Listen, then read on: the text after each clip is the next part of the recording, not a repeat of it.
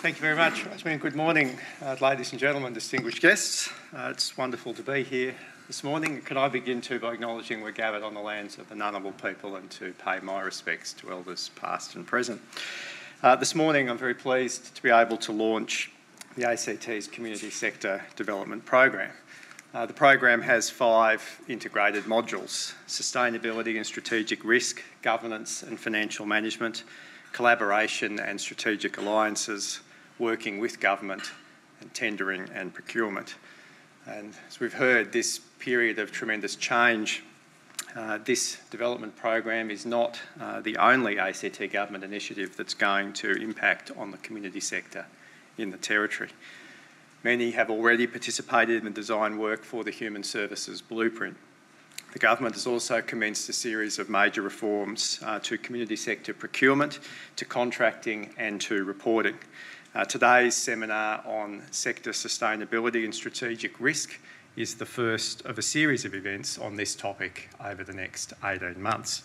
So from the ACT government's point of view, a sustainable sector is one that has the genuine capacity to play a part in delivering positive social impacts.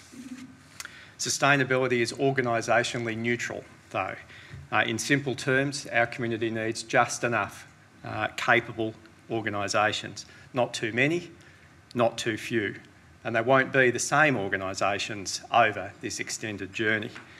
At the level of individual community sector organisations, sustainability means that over the next 10, 20 years and beyond, a specific organisation has to have the ongoing capacity to play its part in delivering a positive social impact.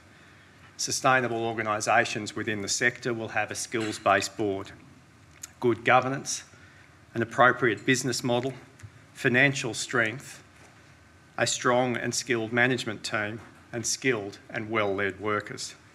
And the government is more interested in these high-level characteristics and in delivering outcomes than we are on the black letter of reporting. This has got to be a step forward in the relationship between government and the community sector, one that's based on trust and on collaboration, and I look forward to it continuing. We know that there are considerable challenges ahead in the sector, for the government and for our community as a whole. The Australian Federation, particularly in the context of our federal financial relations, is rapidly approaching breaking point. Some of you may have heard Ken Henry, the former Secretary of the Commonwealth Treasury, recently talking about the unsustainability of the tax bases of states and territories. Dr Henry spoke of the great difficulties that governments face in funding new, large social programs from budget cuts alone. And as Treasurer of the ACT, I can tell you I'm in a pretty good position to know that his comments apply just as much here in Canberra as they do to any other part of the country. And that's why the ACT government has embarked upon tax reform, a hard but necessary task to ensure our city's long-term economic sustainability. And there will come a time in the not too distant future when the Territory simply runs out of land and other assets to sell to finance our city's needs. And if we've not reformed our tax system by this time, then the city will be in serious financial trouble. And what this means specifically for the community sector is that in the short and medium term, sustainability is not going to be achieved off the back of rising contributions from the Territory government. In the long run, a more sustainable revenue base will allow for important and strategic investments in the Territory's community services. But during the transition period, it will be very challenging. We all know that demand for services will rise, thanks to the inevitability of demographics and the ups and downs of the economic cycle. The big risk is that we will collectively fail to achieve the social impact that we're striving for, to build a strong and fair community and a strong and fair economy. There's also a big risk that individual organisations will succumb to the many pressures that they face. We don't want this to happen, and whilst a rational perspective might be that so long as there are some in the sector able to pick up the slack, it doesn't really matter if the makeup of the sector changes over time. We don't necessarily want to bring that hard-headed rational approach to sector reform. None of us want to see organisations failing. None of us want to see people's jobs threatened. None of us want to see clients forced to find alternative support. But to make sure that this happens as infrequently as possible in the coming period, there are some fundamental strategic risks to sustainability that every single organisation is going to have to address, including those in the community sector. Many of these risks do sit with the sector to address, but not all of them. The government will seek to find ways in which we can reduce or mitigate this impact. There are also some policy risks. From the ACT government's perspective, we're fairly well aligned, we think, with the community sector's policy priorities. We've worked closely over many years to develop a strong shared framework. Most recently, the collaboration on the Human Services Blueprint has demonstrated the strengths of this relationship. Another example, the NDIS, a significant policy reform strongly supported by the community, especially people with disabilities and their families. The policy shift, though, from block funding to a market-based model is very, very significant and could well be the first area of social reform to undergo such a shift. The tough part of this significant reform, the implementation phase, is starting to happen now. There are certainly risks associated with the rollout of the NDIS, but there are risks to engage with and risks to manage, not risks to avoid. But as you would all know, no major social reform is easy. No major social reform is risk-free. At a national policy level, we still to get a better sense of how the new Australian government settles and how much difference there's going to end up being between how and what they wish to deliver for our community and how we wish to deliver community services in Canberra. Equally, the anticipated abolition of the ACNC is creating uncertainty. We had planned to shift our regulation of charities in the Territory to the ACNC to reduce duplication and to make improvements to reporting. Sadly, I fear that opportunity is now lost. There are also financial risks, at this point in time largely posed by the Commonwealth Government. Here in Canberra we face two risks: the broad risk to our economy and to our community from potential job cuts and a significant withdrawal of the Commonwealth Government from our economy. The specific risk also of budget funding for specific programs or national partnerships ceasing or significantly diminishing. Now, this is a challenge that is unique to Canberra. Yes, all state and territory governments face the second risk, but only we face both. And this risk may also be magnified right now because of the uncertainty. While we always have a firm eye to the Commonwealth budget, this year, ladies and gentlemen, I think the anticipation and the trepidation is higher than it has been for many years. But the financial risks are more fundamental than just the Commonwealth budget. As Ken Henry and many others have noted, government budgets across the world are under pressure.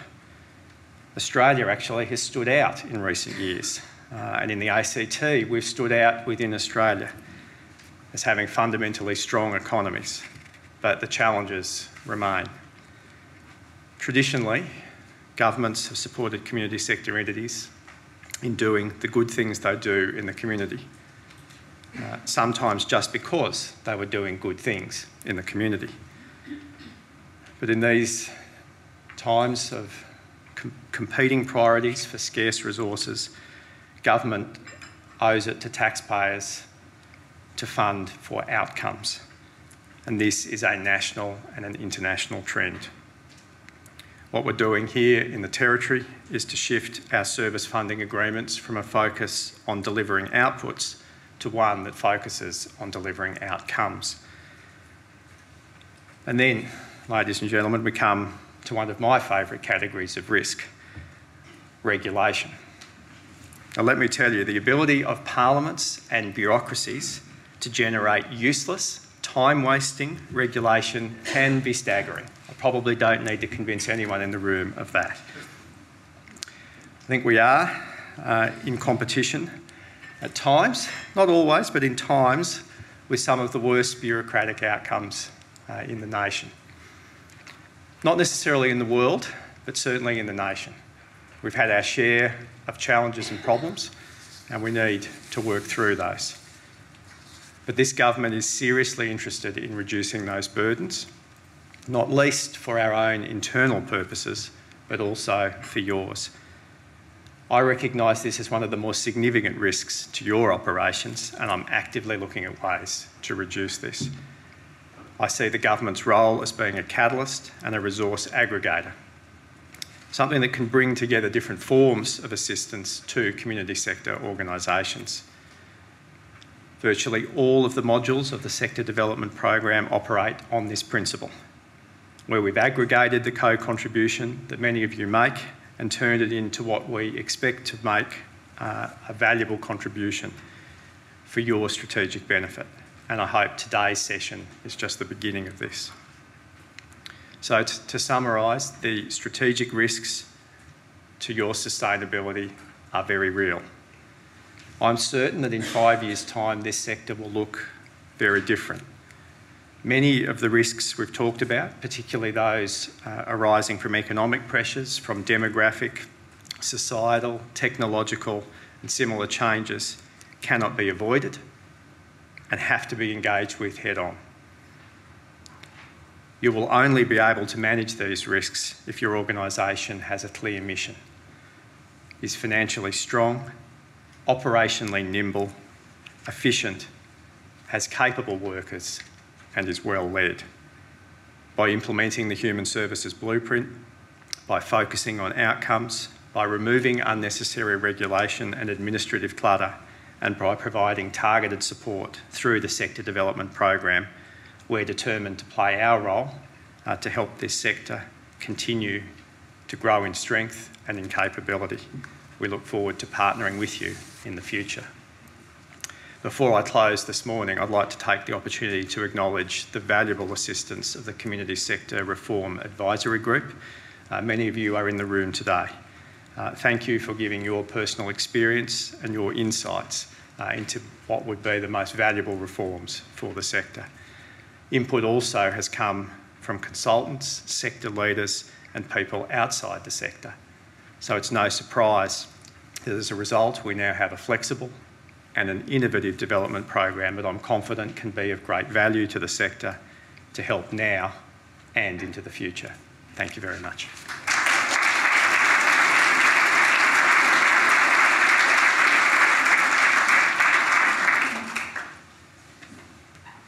Thank you, Minister Barr. And the Minister has kindly agreed to take questions for about 10 minutes if there are people from the floor who would like to take this opportunity to ask some questions. And we have some roving mics as well.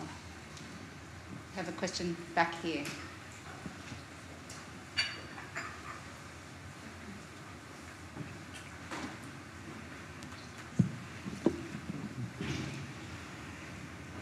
Minister, Simon Rosenberg from Northside Community Service. I guess the major theme today is community sector reform. If I can ask a somewhat cheeky question, that is, what about government sector reform? I think most of us in the room would be very much in favour of an increasing partnership arrangement. And while we'll never be equals because you have the funding, you're the policy agency, we will hopefully contribute increasingly to policy development with you, there are issues of capability that I think are being recognised in government that need to be handled as well as in the sector. So can you tell us a bit about your thinking there? Well, Simon, the Press Club is the place for cheeky questions, isn't it? So, excellent start. Look, yes, I acknowledge the need for further reform in the way the ACT government conducts the entirety of its operations. So a lot of what I've said in my speech this morning applies equally to how the government goes about delivering services, either directly to the community or directly through stakeholders. We have a digital first policy now for the Territory Government. We will be needing to transition the bulk of our our operations into that online space. That, in theory, with an upfront investment, delivers considerable savings for the government in the way that we engage with stakeholders. And that can be as straightforward, and a very simple example is that if for every face-to-face transaction with the ACT government, it costs us about $10. Every online transaction is about 10 cents. The difference between those two is money that could be put to more useful purpose.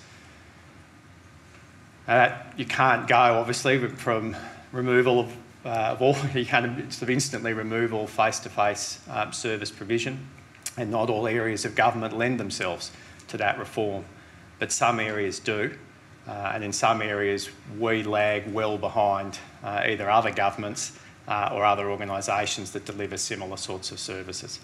In terms of the organisational structure of the government, since the Hawke Review and the One Government model, there have been some improvements in cultural operations, if you like, within the government, and some reduction in the siloing approach. And unfortunately, the ministerial system and the budget system tend to reinforce.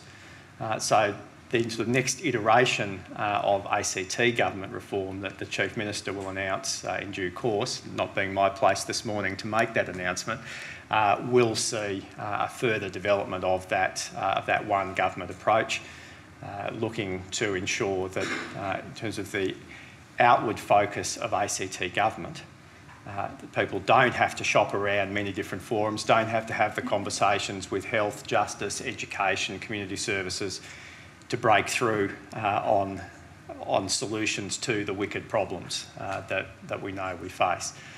I've been driving that change through the budget process. There's nothing like the flow of money to generate cultural change within an organisation. And part of that has been to provide a pool of funding for new initiatives within the territory budget that require cross-agency collaboration, that require agencies to work together to deliver better outcomes. And you can see that in the corrective services area, working more closely with community services and with education in terms of, for example, how we approach the support systems for those who exit from our corrective services system. That's one example. There are many more that we're seeking to pursue.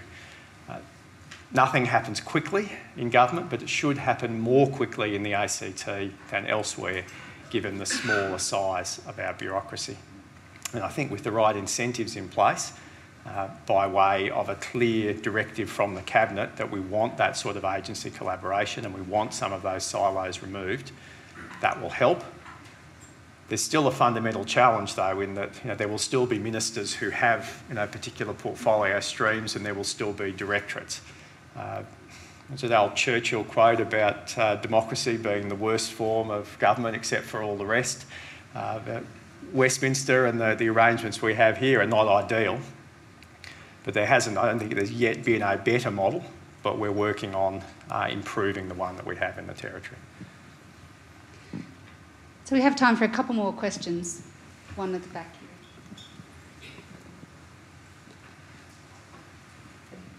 here. Hi, Andrew. Christina Ryan, Advocacy for Inclusion. You mentioned being more virtual and doing a whole bunch more stuff online. I guess I'm aware that the ACT's got a very high rate of internet usage, but for people with disabilities, and particularly for people who are highly isolated, it's less than 50%. So I'm really concerned about the access of our consumers, our members, to that world if we shift it without the government coming forward. A good example of that, the Treasury consultation documents for the budget process last year were only available in PDF, completely useless to a huge number of people. So we need to be mindful in the context of that, of how to make sure that everyone comes forward, and particularly with the NDIS, when people will become more engaged, potentially more employed, and the community sector, we would hope, is going to be acting as a major employer for a lot of people. So I guess I'd like to be aware that you've got some recognition of that you're actually remembering it on an ongoing basis, and in fact have plans in place for how government will ensure that accessibility is across the board and not an afterthought that we constantly have to remind you about, which is kind of where we're sitting now? Sure. Yeah, look, no, we've not done digital particularly well. No, we haven't. And it has to get better, but it is inevitable. So there's certainly no point trying to hold back that tide. Everything that can possibly digitise will. And in just some areas of the economy, it's happening at a rate that is beyond what you would think is fathomable, but it is happening. But it is going to impact upon every area of our lives that it possibly can, where anyone can possibly make a dollar out of it. That is a given. The challenge for government is that we are, even in the ACT, a slow beast when it comes to turning to this area. But I recognise the change as inevitable.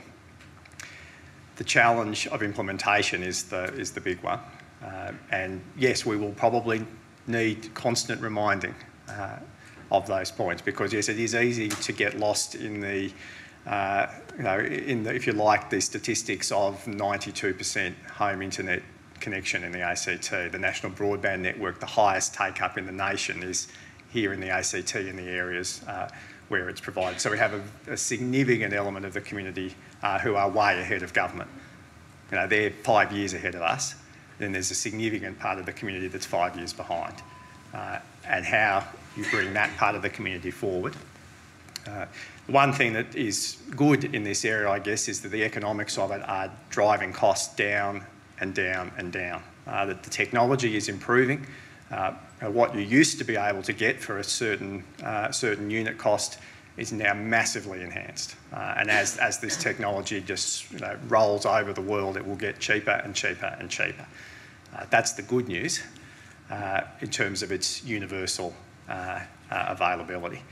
The challenge for the government is going to be what we do in the intervening period, which could be another 5 years or so before this technology is just so ubiquitous that we're not having this conversation about who's left behind. Some of the things, the very practical things we can do, are to provide free Wi-Fi throughout the city that will give people access to the internet for free and the capability to access the services that can be delivered in that context. That won't be the complete answer, but it's part of it in the short term. But over time, as the pace of change of technology continues, I suspect our challenges are going to be keeping up with people rather than needing to ensure that there aren't people left behind. But there's a few years to go before we get to that point. And there was one more question in the middle here, and then one down the back, and then we'll wrap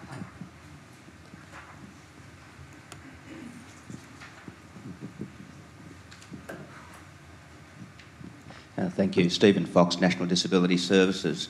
My question also relates to the NDIS, Minister. You talked about it, in a sense, perhaps being a forerunner in terms of moving towards a more market-driven environment. And I think that offers two challenges which I'd seek your views about. Firstly, how the sector itself retains its community character, its engagement in the broader arrangements for supporting people in need and who are vulnerable. And secondly, I think that market-driven side of things faces challenges for government, and I'd be interested to know if the government has any further views about its role, either as a service provider or indeed looking forward to the full rollout of the NDIS, what the ACT's continued mission will be in the space concerned with disability. Okay, well, I'll go to the second question first to say that's the subject of some consideration within government in the very near future, possibly even tomorrow. So I won't be preempting any cabinet decisions on that at this point. Suffice to say, though, that it is a significant issue that we are considering, and over what time frame, and in terms of a transition, if indeed we are to make a significant transition from the way we've currently been doing business. To the first question, Well, look, I think there will inevitably be, as a result of this change, people coming in to deliver services with a profit motive. I think that's an inevitable outcome of the NDIS model. And as to whether, time will tell as to whether the NDIS model is successful. Everyone loved it in theory. The practical implications are going to be the challenge. Different government implementing it to that proposed it.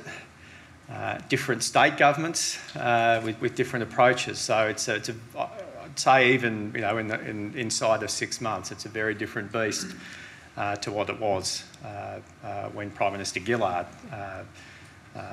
passed the legislation and provided the funding in her last budget. So I suspect that there will continue to be an evolution there. From the community sector's perspective, doing the job well will certainly assist, and I have no doubt that across the sector, locally and nationally, that will occur. I don't think it's going to be universal, though. I don't think I could put my hand on my heart now and say that every community sector organisation is going to get this right and be outstandingly successful in this new world. I don't think that's true. I think the majority will, but I think there will also be some new entrants who might deliver some innovation and deliver services in a different way that we might not have thought about yet. And technology, again, will play a significant role in that. But it does remain to be seen. We need to closely monitor it. If this service delivery model doesn't work, then I wouldn't foresee it being rolled out in other areas of the community sector in the long run. It might need some refinement along the way. There'll be interesting questions, particularly in smaller jurisdictions, in regional areas, whether there will be a sufficient base for the market to be able to provide services efficiently and effectively. There could be market failure. Look, that could happen in larger jurisdictions as well. The design of this will be important, and consumer expectations are going to be a challenge too. I think there's no doubt, and rightly so, expectations are very high. So there is also a risk that we won't broadly, as a sector, meet those expectations. That risk is very real too. And I think we had one more question down the back here, and then the Minister will need to leave us to take some press questions. Good morning, Tim Babington from Sexual Health and Family Planning ACT.